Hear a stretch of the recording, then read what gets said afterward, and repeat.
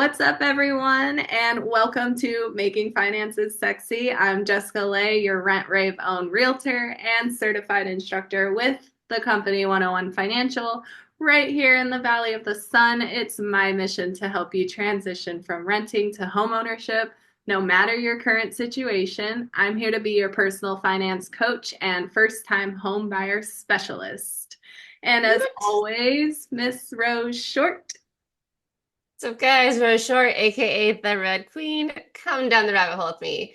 I'm a financial consultant here in the Phoenix Valley, as well as a realtor, and it is my mission to help you build multiple income streams, live your dream life, have that time freedom, and just really enjoy what you do. Whoop, whoop. And today I'm excited to have this special little holiday edition to end the season with Making Finances Sexy. And that's Holiday Budgeting 101, tips for a stress-free season and setting financial resolutions that stick. Yes, love it. Yeah, because a lot of us fall into that trap of like, oh, the holidays are here. Now I'm gonna be broke. And like, just that's not a way to start a new year. Like, starting it in debt or with resolutions that don't last. That's what gets us caught into that cycle of like, we do really good for a little bit, but then holidays roll around and we're back to square one. And I found myself in that trap until I actually became aware and conscious of my personal finances. And once you see it, you want to make more conscious decisions during the holidays because you don't want to be back to square one. You want to keep moving forward and making real progress, like saving money or paying off that debt instead of that constant, like, I'm doing good, I'm broke. I'm doing good. I'm broke. You know? Yes, I think we've all been there. Yeah. The holiday spending trap, especially November, like, you got Black Friday, Cyber Monday, which is great. Like, you can save a little bit of money, but if you're not budgeting properly for the holidays, then that's what gets you in trouble is just not having that budget. And we say budget, budget, budget, budget, budget because it's just so, so important. And we just want you to know that. Yes. Another big thing why the holiday budget matters is it helps against emotional spending. The pressure that comes sometimes for people with the holidays is like, oh, I gotta get that person a gift. I gotta. But in reality, like, you don't really have to do anything. Like, sometimes the person on the other end isn't even expecting to receive a gift. That's like a big thing for me and my family.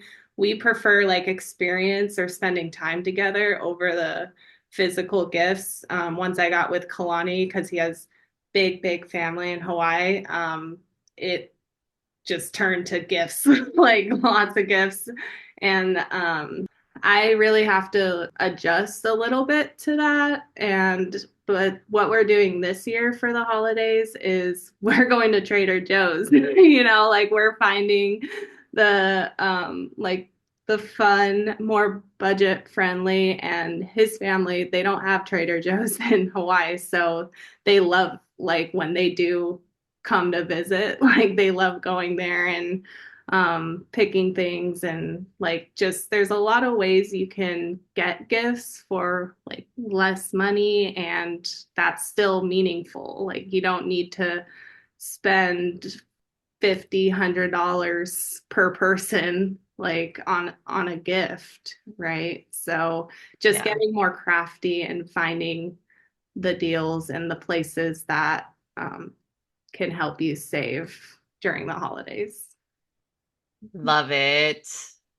Yeah, I personally hate receiving gifts because like I'm not the most reactive person in the world. And so like I always get this sensation that they want like a huge reaction, like you're supposed to react, And like for me, I'm just like, oh, cool, thanks. Like no matter what it is, no matter how great it is, like that's just my reaction. And so Receiving gifts for me is kind of stressful. Mm-hmm. Yeah, I'm kind of that way too. Like, I even tell Kalani, don't get me anything. Like, honestly, I don't want anything except like get me that festival ticket or get me that show, like, or take me to the movies or something, Yeah. like I'm just so much more interested in experience and spending time with people that I care about than that physical thing. Like we have Yeah. enough things. Hmm. Yep. So, tips for a stress-free holiday budget. Set a spending limit. Determine how much you realistically spend without going into debt, and then use a percentage of your income or a fixed amount that feels manageable. Another way is like we all know when the holidays are coming up. So maybe in September, start putting some money aside for November, December. You can do it by taking some of your income and putting it aside, or if you have a budget in place, spend less of your budget each week and put that aside for the holidays. That's like a strategy I like to use. I like to be a lot more frugal from August, and then I'm ready for the holidays, right? So that's just my strategy. I kind of stuck up throughout the year. So like, because I have the habit of like, again, because I don't like receiving gifts. I don't really think about giving gifts, but I'll see something in like, March that I'm like, oh, my sister would love that. And so I'll buy it and then I inevitably like forget to get it to her until like Christmas. Then like, as much as I hate sending gifts, like because the calendar says to, I'll be like, oh crap, I have all these Christmas gifts I need to send out. So like you can buy Christmas stuff or like presents throughout the year. And then like if it's super important that it has to be on a holiday or a birthday, just send it when that comes around. Like it's okay to buy stuff early. Yeah, no, I love that. Just like, and that keeps them top of mind throughout the year, which is really, really nice. I agree. I'm like, why do we have to have this one specific day to give somebody, but buying it sooner, that's even better because now you're a heck of a lot prepared for it. And making a gift list. So make sure you have the list of people that you have to buy gifts for beforehand, and maybe a budget per person, like how much you can spend on each of them. Again, Trader Joe's, it's cost effective, but also meaningful to most of his family. So you don't have to spend a ridiculous amount of cash on presents.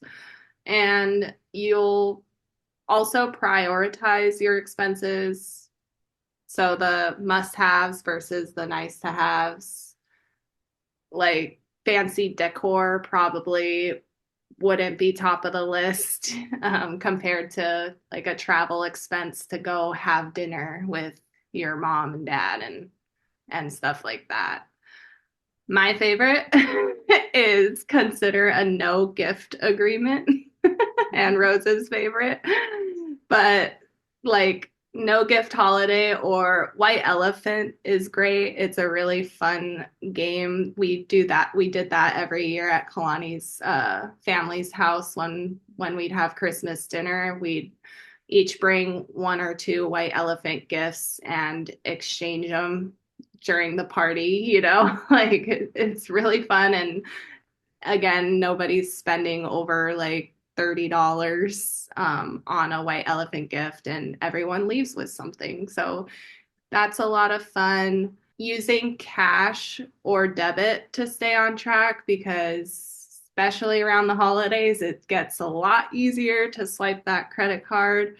I actually started this week. I'm pulling my weekly budget out in cash because I have some balances on my credit cards and I don't want to get them any worse than they are. I actually want to pay them off. So pulling physical cash from the ATM once a week and only allowing you to spend that makes a huge difference, and it keeps you on track with your financial goals. Yeah, I love that one. Yeah. So, setting our financial resolutions, you want to reflect on this year's wins and misses. Look back on your financial progress. Have you paid off debt? Have you gotten in more debt? Like, really look at the areas and if you need improvement in them, or if you are on track to that goal of buying a house, going on that trip, whatever it is.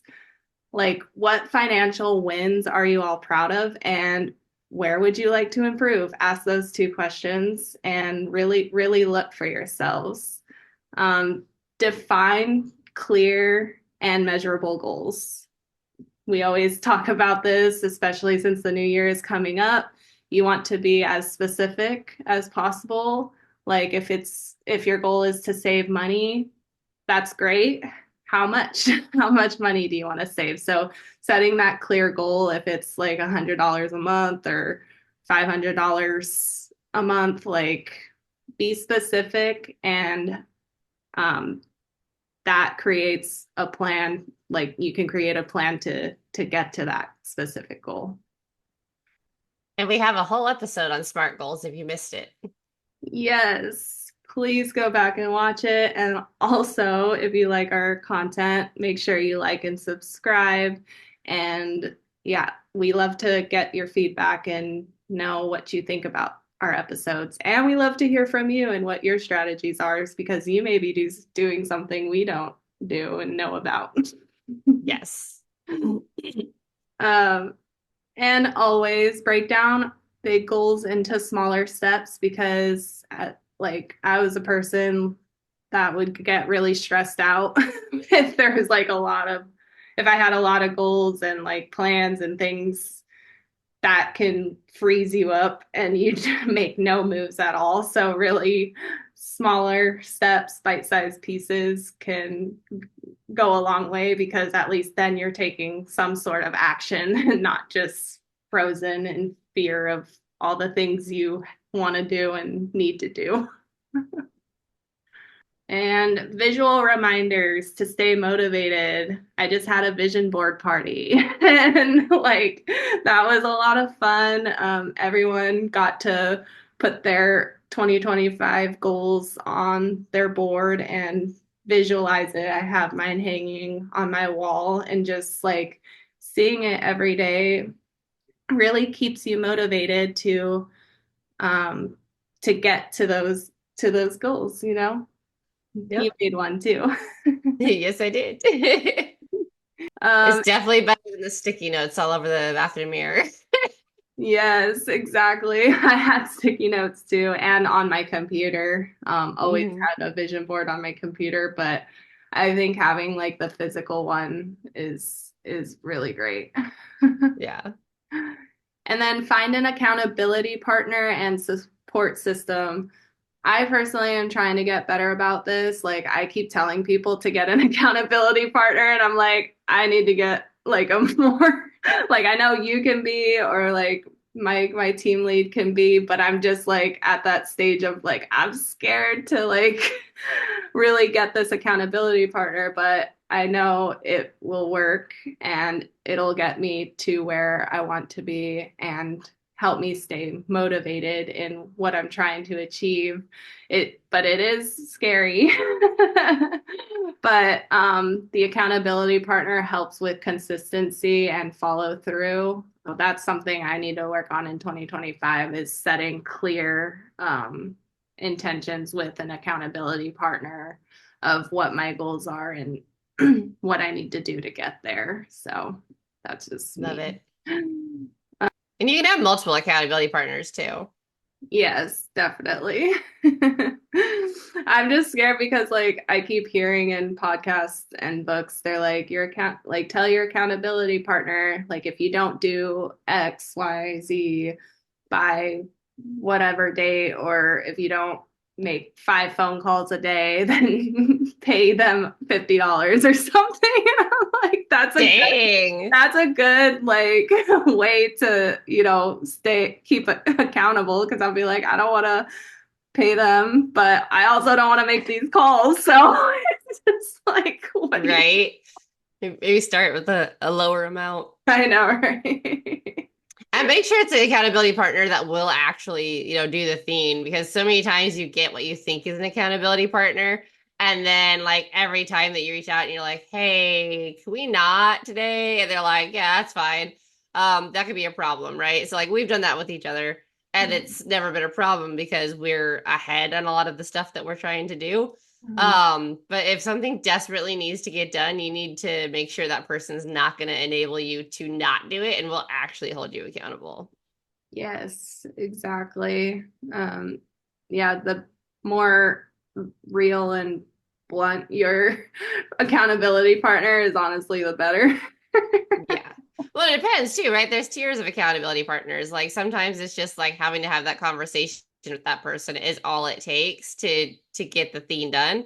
And sometimes it's on the accountability partner to be like, no, no, like, do you need help with this? Like, let's get through this together. So there's different tiers of what kind of accountability you might need depending on what your goals are or the kind of person you are, right? As far as how easy is it for you to get on task and stay on task and actually get things done. Yeah, that's very true. So the holidays don't have to break the bank and your goals don't have to be a dream. I want us to all break this cycle of, oh, the holidays are here. There goes all my cash flow. And then we're back to square one in the new year of trying to save for whatever our goals are. Um, I just want us to start the new year strong by making mindful choices, and I want everybody to win in 2025. So I invite everyone to budget this holiday season and uh, start planning their financial resolutions. I'd love to see in the comments how you guys plan to budget and what your resolutions are. And as always, subscribe to our YouTubes for more practical financial advice and have an amazing 2025. Woot! Woo! Good holidays. Happy holidays.